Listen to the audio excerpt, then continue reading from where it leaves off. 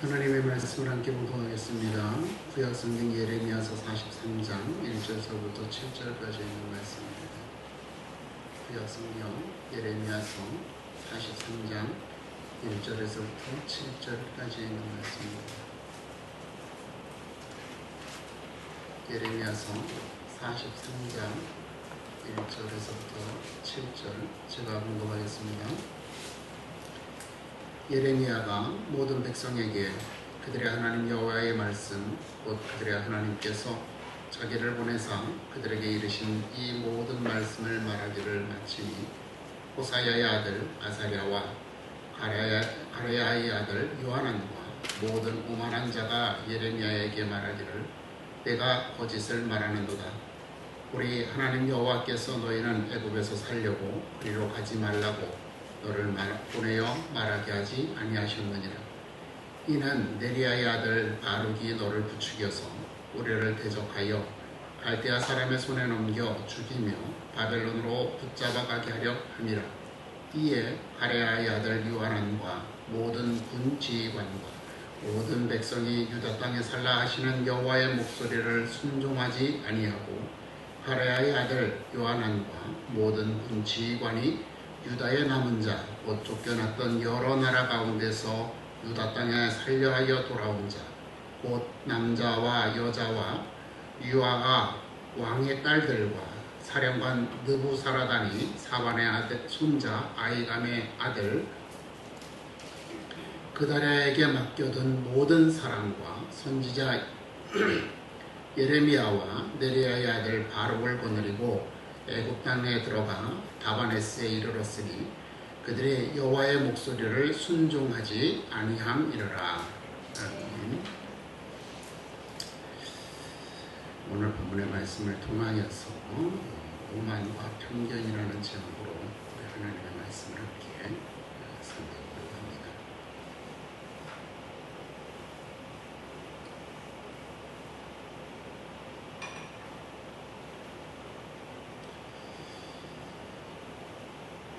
오만과 편견, 이 제목은요 영국의 소설가인 제인 오스틴이라는 사람이 쓴 소설의 제목입니다.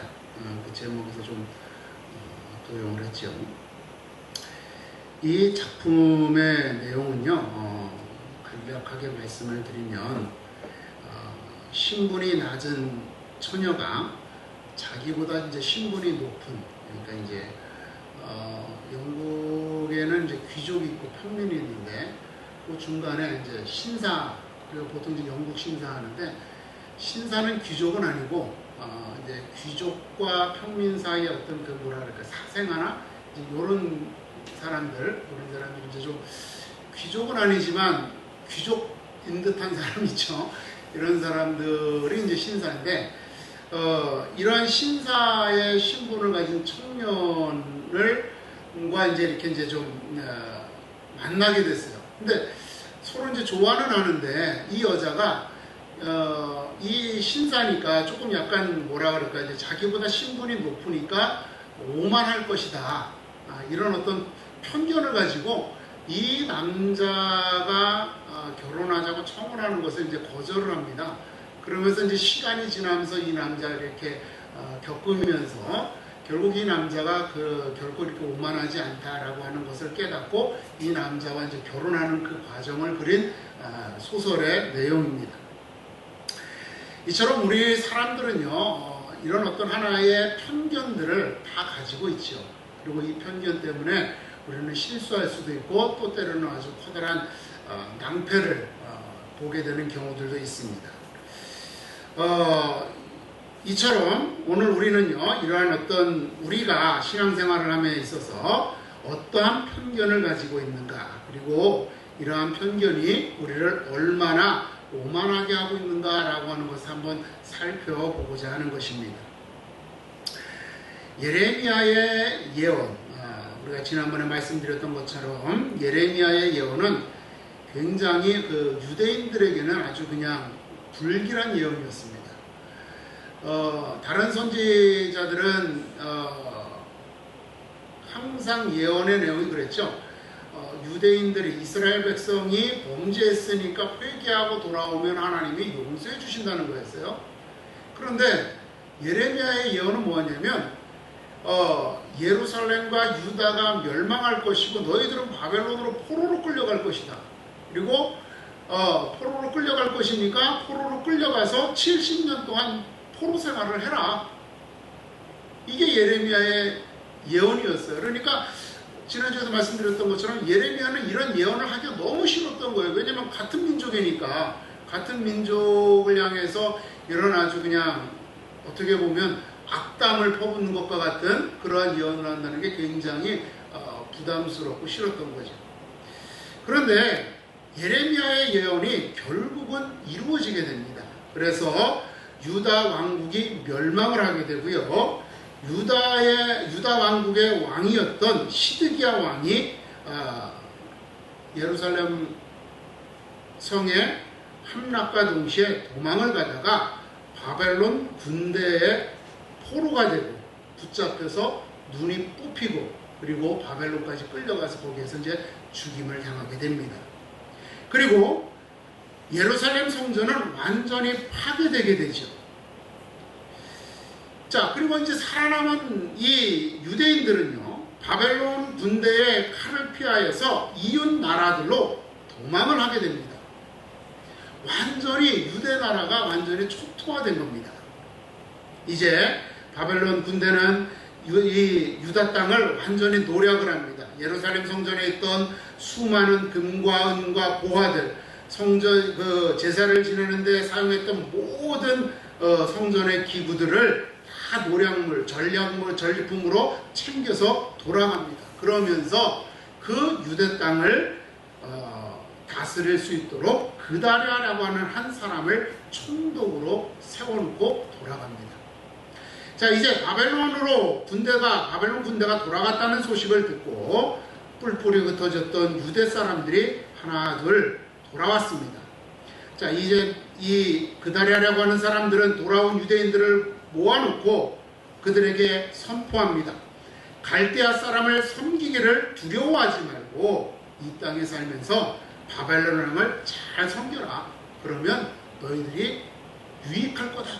그러면서 이 돌아온 사람들에게 음식을 주고 그들이 원래 살던 성읍으로 돌아가서 살 수 있도록 허락을 해줍니다. 이제 유대인들은 평화롭게 살 수 있을 것 같았습니다. 그런데 이 평화도 얼마 가지 못했습니다. 왜냐하면 아마 성경에 보게 되면 이 암몬 족속의 왕이라는 사람이 이제 사주를 했다 그러는데 아마 이 사람도 아마 그 열혈 민족주의자 중에 한 사람이었던 것 같아요. 이 이스마엘이라고 하는 사람이 이 그다랴 총독을 이렇게 꼬셔요. 그러니까 이 이스마엘이라는 사람도 그다랴 총독의 이렇게 그 장관 중에 한 사람이었는데 이스마엘이라는 사람이 이제 그다랴 총독을 불러냅니다. 같이 밥 먹자고. 불러내가지고 이 이스마엘을 살해를 하죠. 그리고 그를 따르던 모든 사람들을 죽여버리는 거예요. 그리고 암매장을 하는 거죠. 구덩이에다가 다 이렇게 시체들을 집어넣어 던져버립니다. 그리고는 남아있는 사람들은 다 포로로 끌고 이제 암몬 왕에게 귀순하려고 이렇게 이제 가는 거예요. 이 소식을 전해들은 이제 오늘 본문에 나오는 요하난이나 뭐 이런 아사랴냐 가랴나 이런 사람들이 군대를 이끌고 이제 쫓아갑니다. 쫓아가서 이 이스마엘을 죽이고 그리고 그 포로로 끌려가던 유대인들을 다시 다 되찾습니다. 그런데 이 사람들한테 이제 문제가 생긴 거예요. 왜냐하면 우리나라도 여러분 보세요. 안중근 의사가 이토 히로부미를 암살을 했잖아요. 그렇게 되니까 어떻게 되세요? 만일에 일본 사람을 한 사람을 암살을 했는데 암살을 한 그 범인을 잡기 위해서 일본 사람들이 그 범인을 잡기 위해서 얼마나 많이 들쑤시고 다니면서 그냥 막 어떻게 보면은 막 사람들을 잡아다가 고문 취조도 하고 고문도 하고 막 이러잖아요. 그러니까 이 유대인들도 겁이 난 거예요. 왜냐하면 총독이 살해됐어요. 암살당했으니까 혹시나 바벨론에서 또 군대를 파병을 해가지고 자기네들에게 또 해코지할까봐 이제 겁이 난 거죠. 그래가지고 이제 그러면 우리가 어떻게 하면 좋겠느냐? 이래가지고 이 사람들이 의논한 끝에 그러면 우리가 애굽으로 도망을 가자. 그래가지고 남아있는 모든 사람들이 이제 애굽으로 피신을 하기로 결정을 하고 길을 떠났습니다. 그렇게 길을 떠나면서 이제 예레미야를 불렀습니다. 그리고 예레미야에게 부탁을 합니다. 자신들을 위하여 하나님 앞에 기도를 해달라고 부탁합니다. 하나님께서 우리들을 위하여 뭐라고 말씀하시는지 한번 여쭤봐달라고 부탁을 하는 거죠. 그러면서 그들은 이렇게 덧붙입니다. 우리가 당신을 우리 하나님 여호와께 보내면 그의 목소리가 우리에게 좋든지 좋지 않든지를 막론하고 순종하려 함이라. 우리가 우리 하나님 여호와의 목소리를 순종하면 우리에게 복이 있으리이다 라고 이렇게 덧붙여서 말하죠. 그러니까 이제 예레미야한테 말하는 거예요. 예레미야가 예전에 유다 왕국이 멸망할 거다라고 이렇게 예언할 때는 사람들이 다 거짓말하지 마라. 우리 이렇게 잘 살고 있는데 무슨 유다 왕국이 멸망할 거냐 이렇게 막 예레미야를 거짓 선지자로 막 몰아붙였던 사람들이 이제 막상 이 유다 왕국이 멸망하는 걸 보면서 야, 예레미야 선지자가 진짜 선지자였구나 이렇게 생각하고 이제 예레미야를 불러다가 예레미야한테 이제 부탁을 한 거예요. 하나님께서 우리를 향해서 뭐라고 말씀하시는지 좀 하나님의 뜻을 좀 알아봐 달라고 이렇게 부탁을 한 거죠. 그래서 예레미야가 하나님 앞에 기도합니다. 그래서 하나님 앞에 기도하는데요, 하나님께서 이제 예레미야에게 응답을 하시죠. 그 내용이 예레미야서 42장의 내용이 이제 그 응답하신 내용인데요. 그거를 이제 요약을 하면은요, 간략하게 요약을 하면 그거예요. 애굽으로 내려가지 말고 유다 땅에 머물러서 살아나는 거예요. 그러면 갈대아인들로부터 내가 너희를 지키고 보호하겠다는 겁니다. 그러나 만일 너희가 갈대아인들을 두려워해서 애굽으로 피신을 하면 너희는 반드시 거기에서 칼과 기근과 전염병으로 죽을 것이다 라고 이렇게 말씀하시는 거예요. 자, 예레미야는 이 말씀을 듣고 또 이 자기에게 이 도망가는 애굽으로 도망가면서 자기에게 기도를 부탁했던 이 사람들에게 가서 그대로 얘기를 합니다. 그랬더니 이제 이 사람들이 어떻게 반응했느냐, 오늘 그 내용이 오늘 우리가 읽었던 본문의 내용이 이 사람들의 반응의 내용이에요. 자, 그들의 반응이 오늘 읽었던 본문 말씀 2절 3절의 내용입니다. 거기 보니까 이렇게 했어요. 내가 거짓을 말하는도다. 우리 하나님 여호와께서 너희는 애굽에서 살려고 그리로 가지 말라고 너를 보내어 말하게 하지 아니하셨느니라.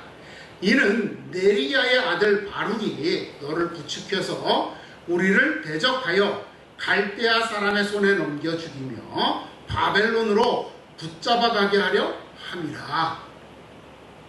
그러니까 지금 예레미야들은 뭐라 그러는 거야? 너 거짓말 하지 마. 하나님이 우리한테 이렇게 말할 리가 없어. 너 거짓말하는 거야. 바룩이 너한테 사주했잖아. 이 바룩이라는 사람이 누구냐면요, 시드기야 왕, 그러니까 유다가 멸망하기 전에 마지막 왕인 시드기야 왕 때의 장관이었거든요. 근데 사실은 바룩이라는 사람이 장관이기는 하지만 예레미야에게 명령을 하기보다는 예레미야가 시키는 대로 하는 사람이었어요. 왜냐하면 이 사람이 신앙인이었거든요. 그러다 보니까 하나님의 선지자인 예레미야의 말에 따라서 예레미야가 시키는 대로 심부름을 하던 사람이었어요.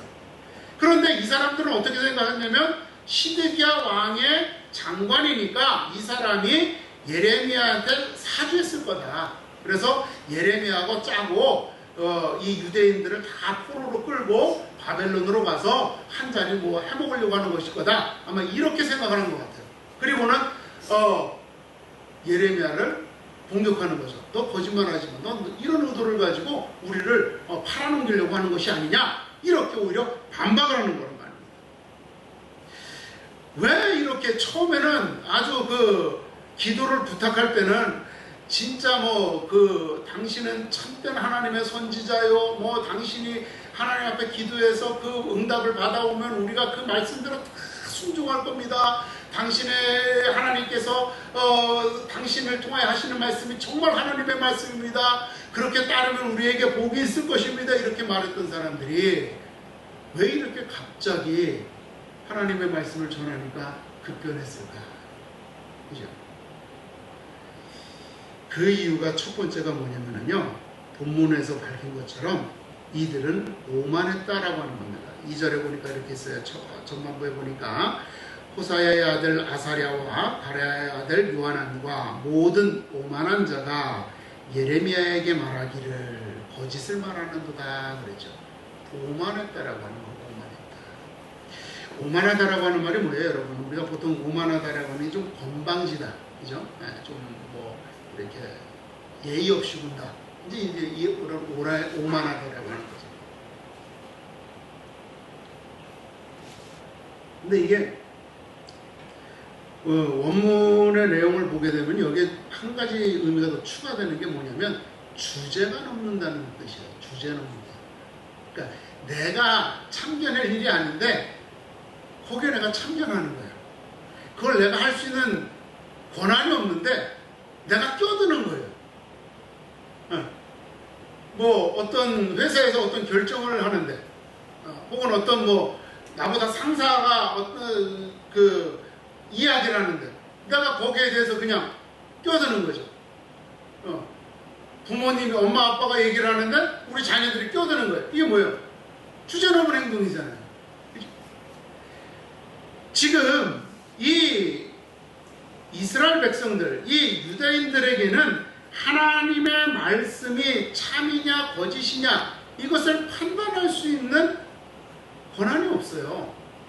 사실 우리는 지금 여러분 하나님께서 이 성경 66권을 주셨으니까 오늘날 우리가 누가 복음을 전하든지 어떤 설교를 듣든지 어떤 성경 공부를 하든지 했을 때 이것이 참이다 거짓이다 성경 말씀을 통해서 우리가 이 성경에서 벗어났느냐 안 벗어났냐를 통해서 참이냐 거짓이냐를 구분할 수 있죠. 그런데 예레미야 때만 해도 이렇게 성경 66권이 완성되지 않은 시기란 말이에요.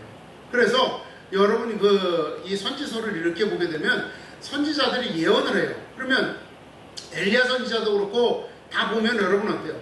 예언을 했는데 분명히 하나님의 선지자가 예언을 했을 때 거짓 선지자도 예언을 똑같이 해요. 그죠? 그러면 그 예언이 참인지 거짓인지는 어떻게 돼요? 그 예언이 이루어지느냐 이루어지지 않느냐 그걸 가지고 분별이 돼요. 그래서 엘리야 선지자가 아합의 400명의 선지자하고 대결을 하잖아요. 그래서 엘리야 선지자가 쌓았던 제단에 그 송아지에 불이 떨어지는 것을 통해서 엘리야 선지자가 참으로 하나님의 선지자인 것이 입증됐던 거잖아요.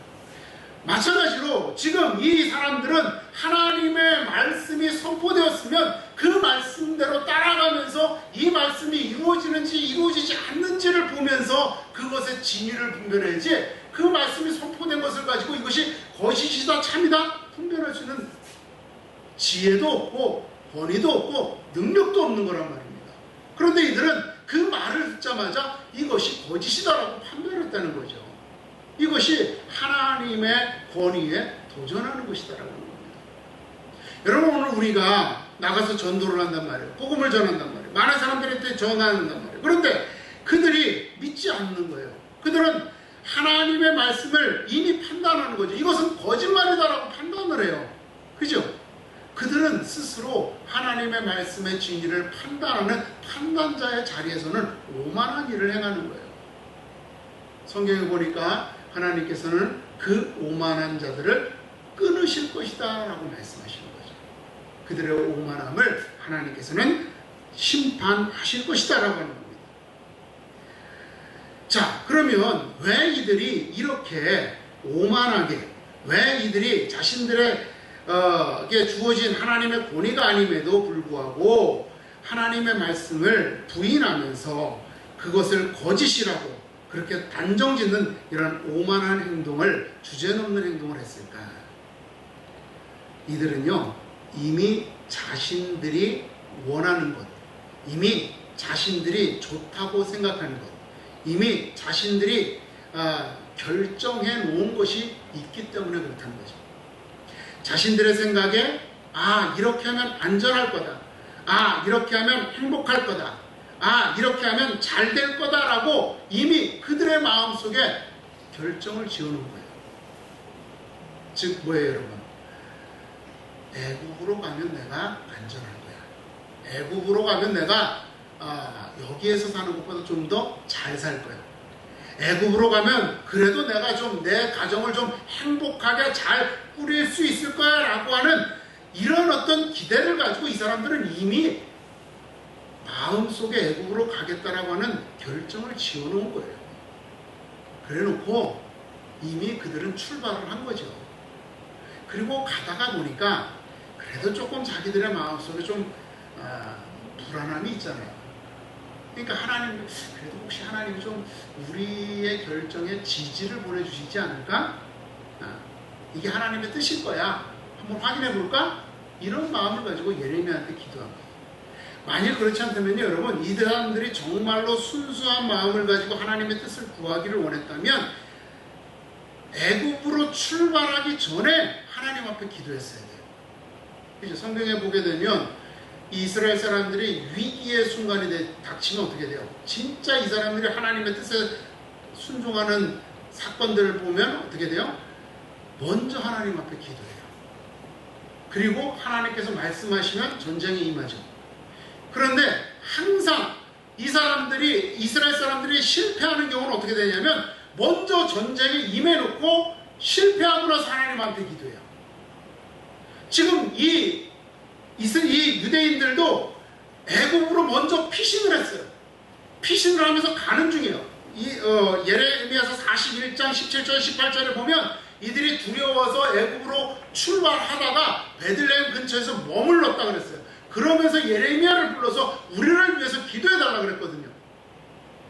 그러니까 이 사람들은 출발하면서 가다가 보니까 좀 불안하고 뭔가 확신을 갖고 싶고 자신들의 행위에 대해서 뭔가 지지를 받고 싶으니까 하나님 앞에 기도해달라고 합니다. 그래서 하나님이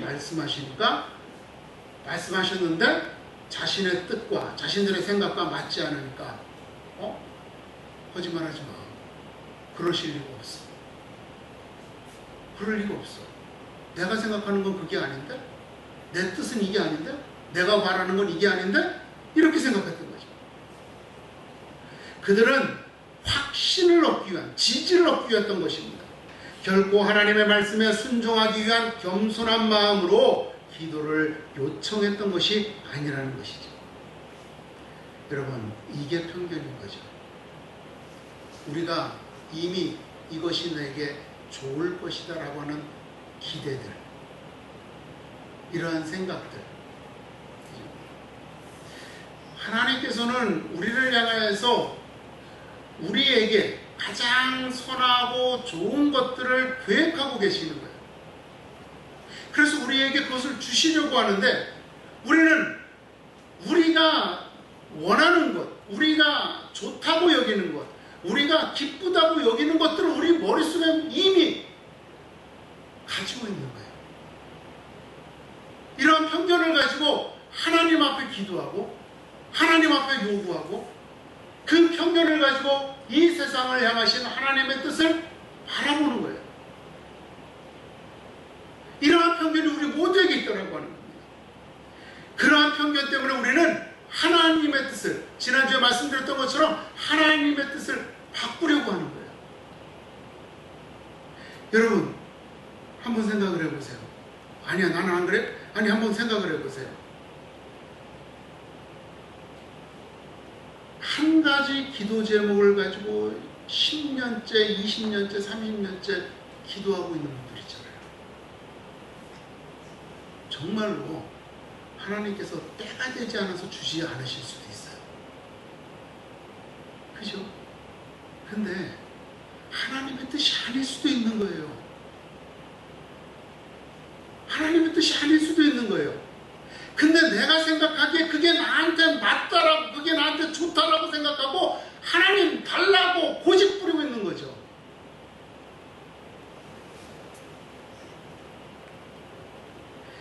그러면 또 우리가 기도할 때마다 뭔가 우리들의 마음속에서 계속해서 해결되지 않는 뭔가 안타까움과 죄책감이 떠오르는 게 있어요.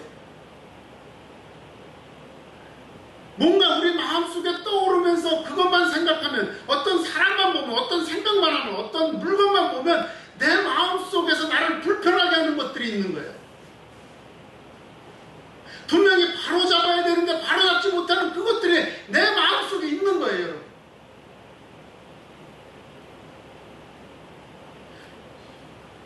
그런데 그걸 시인하거나 고백하거나 혹은 바로잡거나 혹은 그것을 하려고 하면 나에게 손해가 될 것 같고, 나한테 그걸 놓치면은 내가 안 될 것 같고, 뭔가 이런 마음 때문에 우리 마음속에서 하지 못하는 것들이 있는 거예요.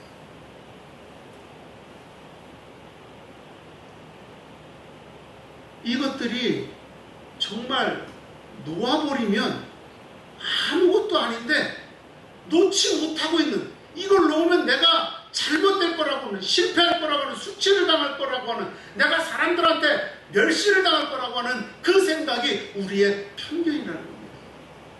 하나님은 오히려 그것들을 내가 시인하고 고백하고 고치고 바꾸면 오히려 나를 자유하게 하시고, 오히려 나를 행복하게 하시고, 나의 마음을 평화롭게 하실 것이라는 겁니다.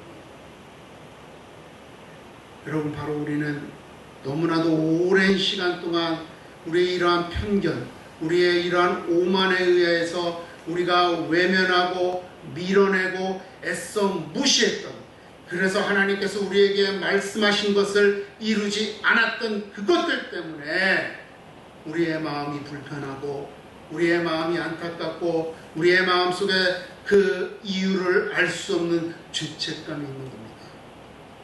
그 모든 것들이 지금 여러분들의 양심의 문을 하나님께서 두드리시는 거예요. 지금이라도 그것을 깨고 바로잡으라. 그리고 주님 안에서 참으로 자유함을 얻으라고 하나님께서 두드리시는 것이라는 겁니다. 마음속의 불편함을 주님의 이름으로 깨어버리라는 겁니다. 여러분들이 망설이고 있는 그 모든 헌신의 일들을 하나님 앞에 온전하게 드리라는 겁니다. 한 가지 예화를 말씀을 드립니다. 미국의 프린스턴에 한 그 구강외과 의사가 있었습니다. 이 의사는요, 오세올라 교회의 장로로서, 우리나라도 그렇지만 의사는 이제 수입이 많잖아요. 그러니까 이 의사는 자신의 수입의 대부분을 남을 돕는 일에 아주 즐거이, 아주 흔쾌히 쾌척을 했습니다. 그는 6명의 딸들을 신앙으로 아주 또 잘 양육했어요. 그러니까 사람들로부터 아주 그냥 칭송을 많이 받았죠. 근데 이 사람은 항상 마음속에 불편함이 있는 거죠. 이 불편함이 뭐냐? 그가 대학생 때 목사가 되겠다고 하나님 앞에 소원한 게 있는 거예요. 근데 그가 목사가 되겠다고 소원했는데 부모님들이 말배한 거예요. 반대한 거예요. 뭐라고 반대했냐면, 야, 의사가 되는 것도 목사가 되는 것처럼 중요해. 그리고 의사가 돼가지고 돈을 많이 벌어서 그것을 가지고 좋은 일, 정말 하나님의 일을 하는 것도 정말 중요한 일이야. 이러면서 그 사람을, 대학생 때 그들을 설득을 했던 거예요. 그래서 그는 결국 의과대학에 진학을 해서 의사가 되죠. 근데 나이가 들수록 정말 자꾸만 그 하나님 앞에서 했던 그 약속이 그의 마음속에서 계속해서 하나의 그 불편함이 되는 거죠. 결국 그는 대학을 졸업한 지 20년 만에 의사를 그만두고 프린스턴 신학교에 입학을 하게 됩니다.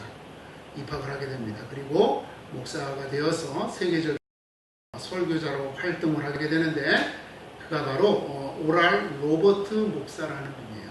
이분은 오랄 로버트 복음전도협회를 설립하고요. 또 오랄 로버트 대학을 설립하는 그런 아주 그 세계적인 그런 목사님이 되는 겁니다. 우리의 마음속에 이러한 불편함이 있으면요, 우리가 아무리 많은 것들을 누려도, 우리가 아무리 많은 것들을 가져도 항상 그 불편함 때문에 우리는 완전한 행복과 자유를 누릴 수 없습니다. 하나님은 우리가 그것을 내려놓고 깨어놓고 부술 때 우리를 더 크게 하나님 앞에서 더 온전하게 사용하시는 것입니다. 우리의 편견, 우리의 오만이 깨어지고, 그래서 하나님 앞에 온전한 헌신자로, 여러분들의 삶이 온전한 자유자로, 정말 평안한 삶을 살아갈 수 있게 되기를 주님의 이름으로 축원을 드립니다.